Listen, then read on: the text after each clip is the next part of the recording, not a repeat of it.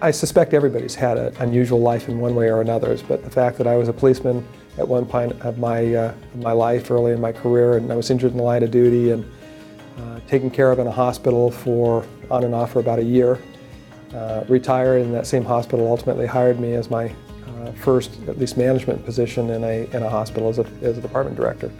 And then now, having advanced the career years later to be Chief Executive Officer of Scripps Health, I think they thought that there was a story there. And so I sat down and started to concentrate on writing a book, and the Frontline Leader is that book. The term frontline leader, I think, I was a street cop. I was a frontline manager.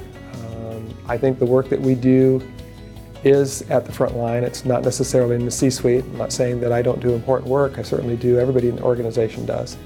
But the important work is taking care of our patients.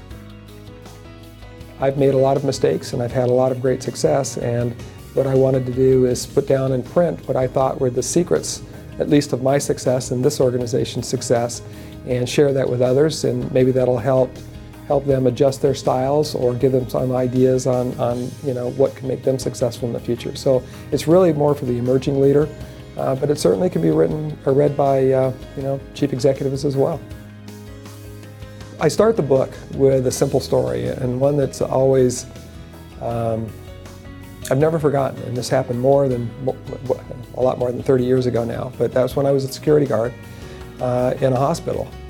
I'd seen the photograph of the chief executive, never had a chance to meet him, and of course, at that point in my career, I looked at anybody that could be a chief executive of any organization as something that was probably unbelievable. It's nothing I'd ever accomplished in my life. And I happened to hear the footsteps coming, and then I saw him, and I went, wow. As a security officer, you expected to know who the leadership of the organization was, and I remember puffing up my chest, and I thought I'd have a chance to shake his hand and say hello and thank him for my job. And as he approached, there was no eye contact made at all, and he just walked right on by me as if I didn't exist.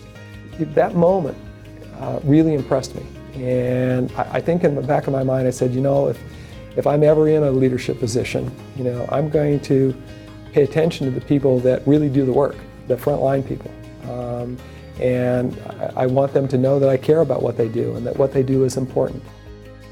I want to reconnect managers and leaders, and maybe the most important are people that want to be future managers and leaders, and make sure that they understand that connecting to the front line and being humble and taking care of your people is a good thing.